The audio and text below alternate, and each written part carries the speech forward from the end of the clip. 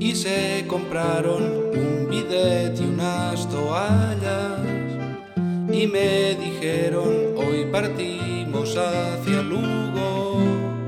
Yo ya se lo advertí, les dije: niñas locas, pero niñas locas reman río arriba